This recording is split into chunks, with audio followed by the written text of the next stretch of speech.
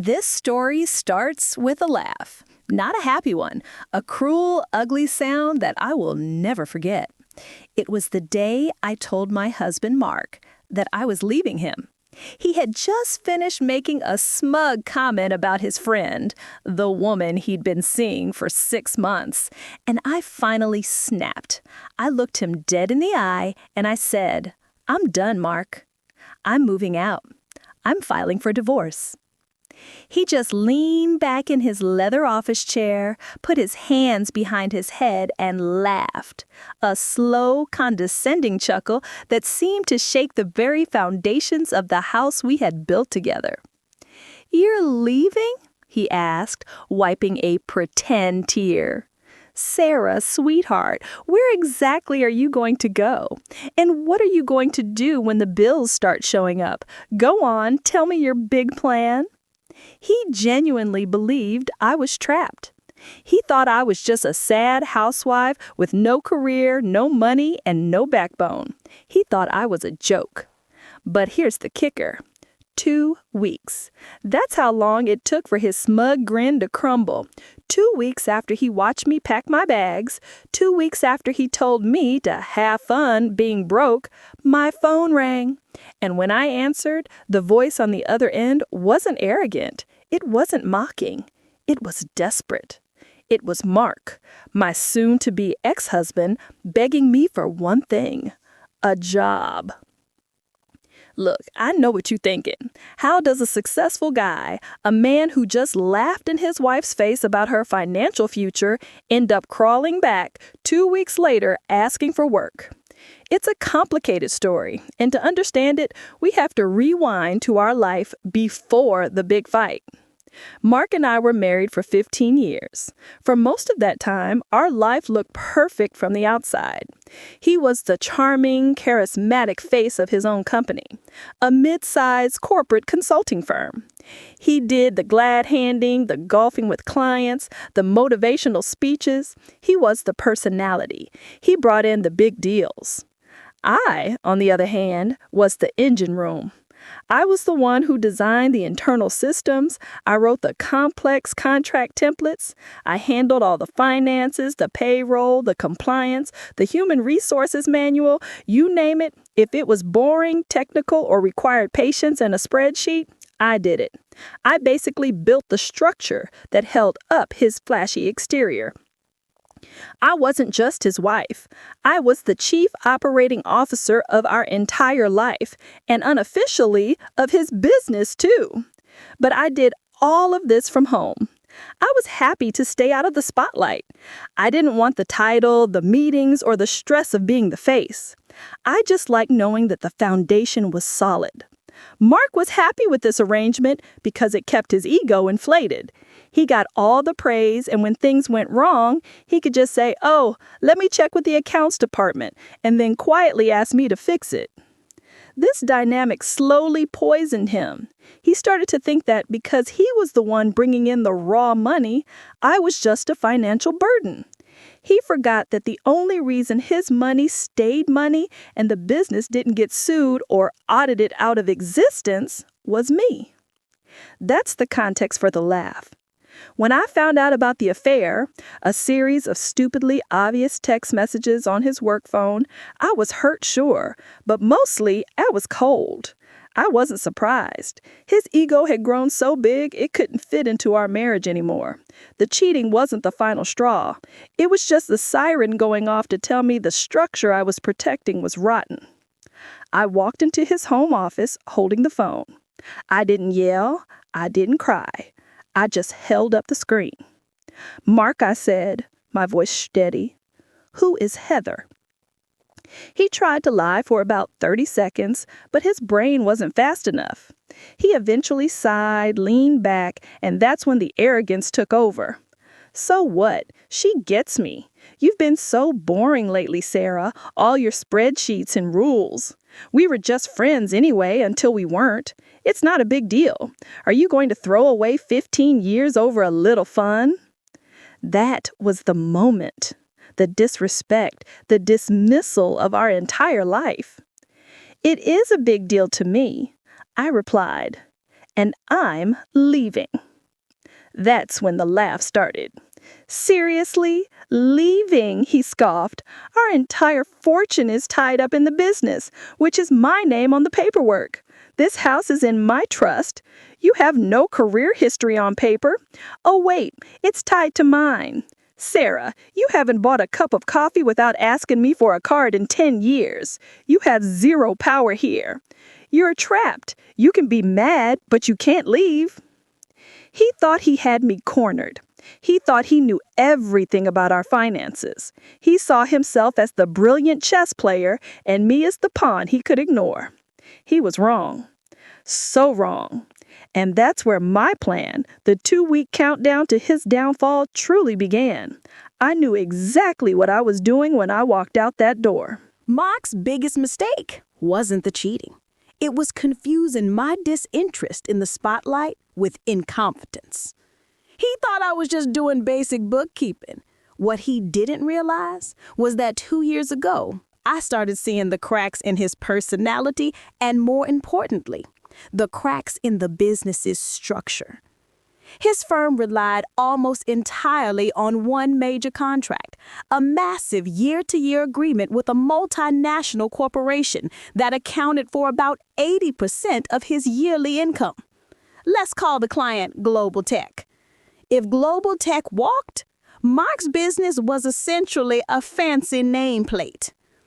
I started planning my exit then, not because I was planning to divorce, but because I was planning for my safety. A man that arrogant and careless was going to sink his own ship eventually. I wasn't going to be on it when it went down. This is where the financial details matter. And this is the core of how I flipped the entire power dynamic.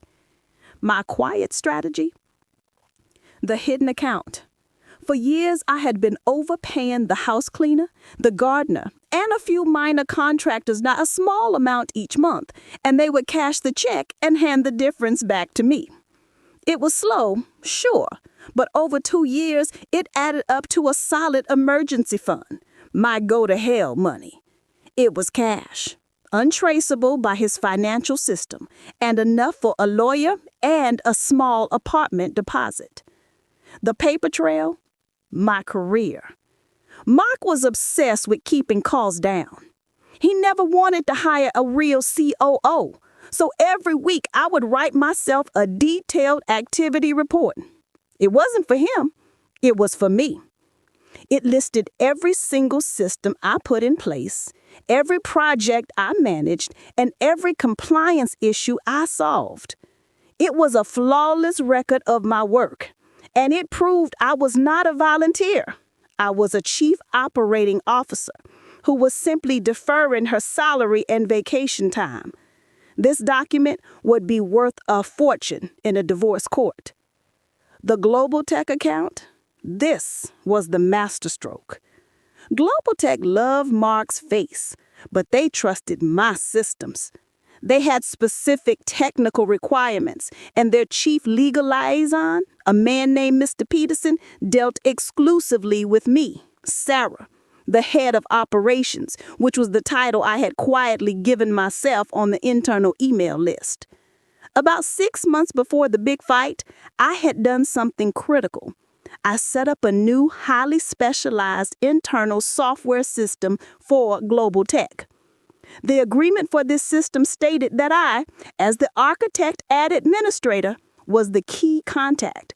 If I were to suddenly leave, Global Tech would lose continuity on their most complex operations. I had the exit plan ready. The moment he laughed, I put the plan on a 14-day timer. The lawyer was the first call. She was excited. I didn't need a penny for Mark.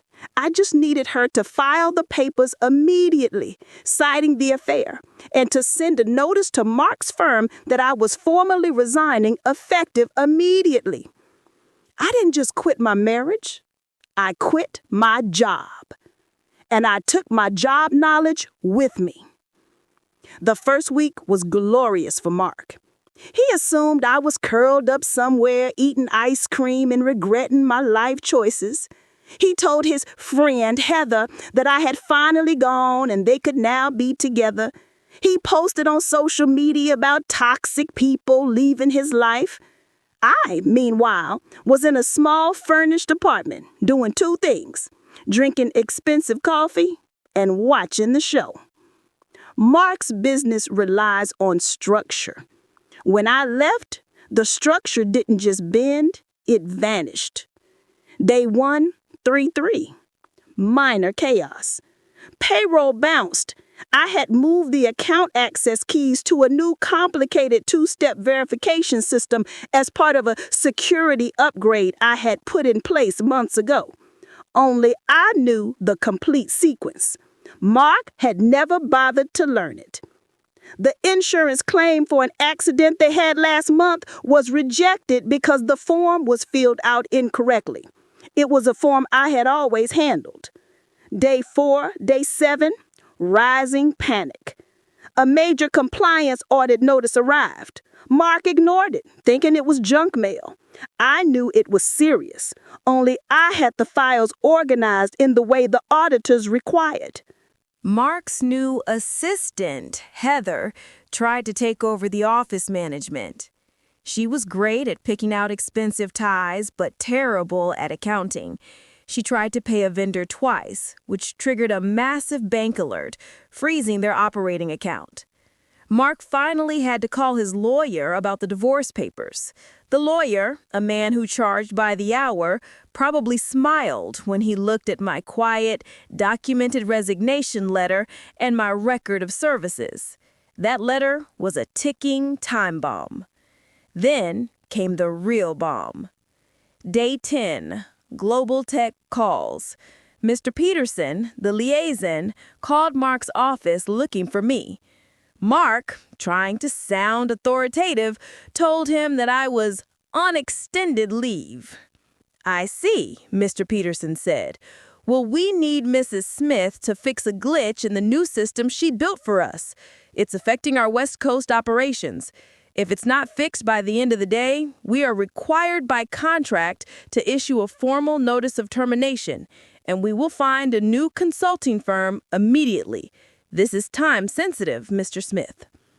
Mark tried to log into the system. He failed. The system was designed to protect Global Tech's data, and it was locked down tighter than a vault, accessible only with a specific digital key only I possessed. I had built it that way because I knew Mark was sloppy with passwords. Losing Global Tech meant losing 80% of his business. The company would fold within 3 months. The house trust would dissolve to pay the debts. Mark would go from arrogant businessman to broke man overnight. He finally understood. He hadn't just lost a wife, he had lost the entire infrastructure of his life. It was exactly 4 p.m. on day 14. I was watching a documentary about deep-sea fishing. My phone, which had been silent for 2 weeks from his number, lit up. The ringtone I had set for him, a ridiculously old tinny song, was ironically fitting. I let it ring 3 times. Then I answered. "Hello," I said, my voice calm and pleasant, like I was accepting a call from a random acquaintance. "Sarah, thank God. It's Mark. Listen, we have a serious problem, a huge problem." His voice was raspy, all the smooth, fake confidence gone. It was just a man drowning. "Mark," I said, as if I was just remembering who he was. "What's wrong? I'm busy right now." "It's Global Tech. They're threatening to pull the contract. That system, the new one, it's locked, and they're panicking. They said only you can fix it. They said they need you." He spat the word "you" out like it tasted bad. I smiled. The payoff had arrived. "Oh, that system," I replied casually. "Yes, I remember. I designed it to be very secure. It's quite sophisticated. Only the admin, that would be me, has access to the top-level keys." Right, exactly. So just come back to the office. Fix it. Log in, do whatever you need to do, and we can talk about us, about the divorce. We can fix this, Sarah. Don't do this to me. Do what to you? I asked. Mark, I resigned 2 weeks ago. I am no longer an employee of your firm. Remember, you laughed. You wished me well on my new poor life. There was a silence on the other end, long and painful. I could hear him breathing heavily, the sound of a man who'd realized he'd shot himself in the foot with his own arrogance. Then he said the words I'd been waiting for. Look, I need you. I need you to come back. I need you to fix this. I'll pay you. I'll pay you whatever you want. I'll hire you back. Sarah, I am begging you. I need a job. Please, I need you to hire me. I need you to be my COO again. He was begging me for a job, his job, in his company. The company he said was his fortune. He was acknowledging, finally, that I was the one with the real power. I wasn't just begging for scraps from his table. He was begging for my skills to keep his table from collapsing.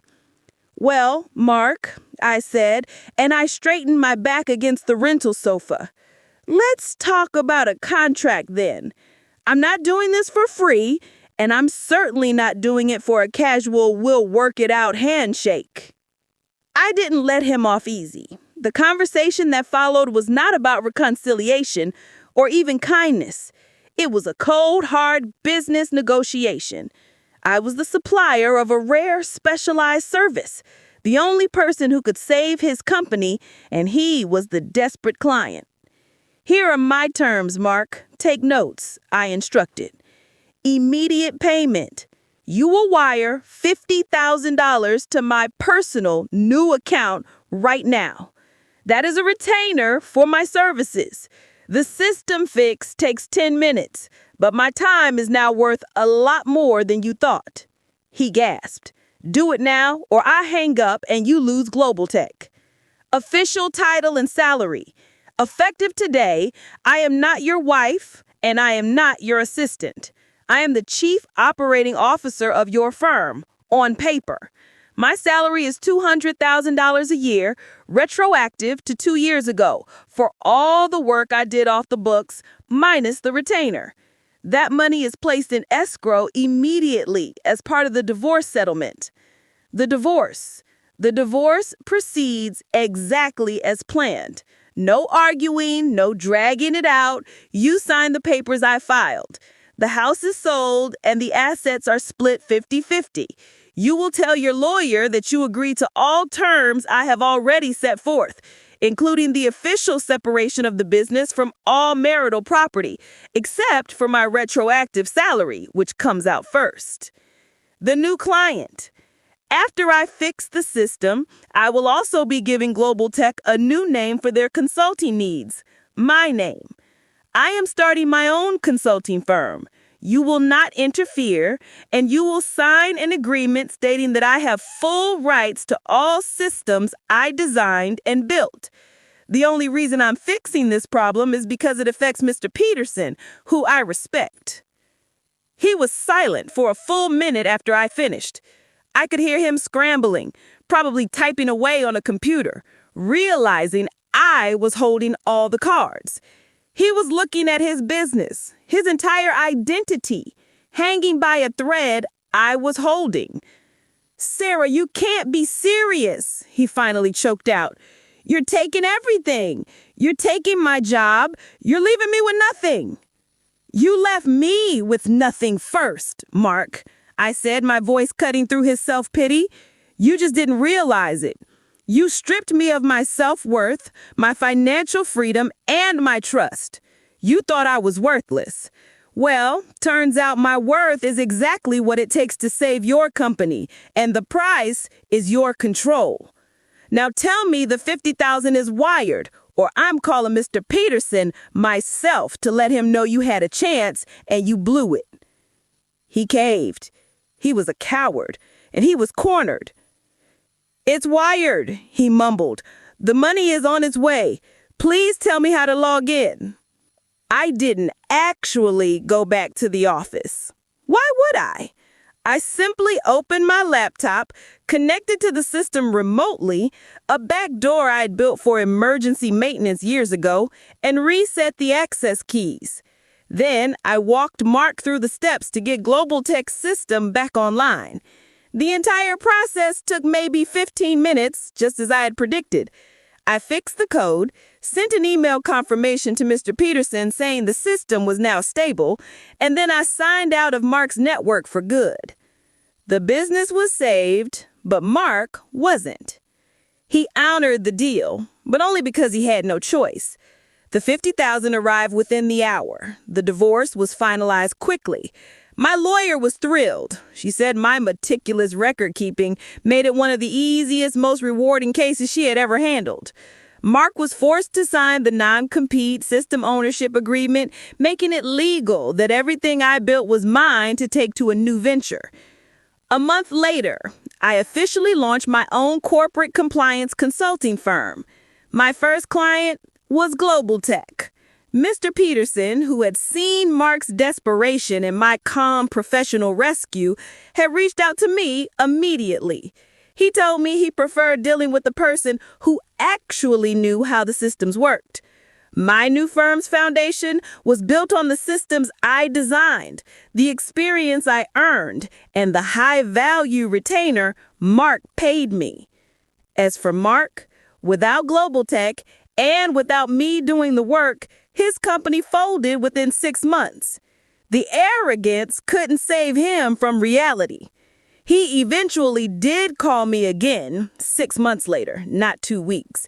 He was out of money. His social media boasts had stopped, and he was looking for a contractor position, any position, at my new, thriving firm.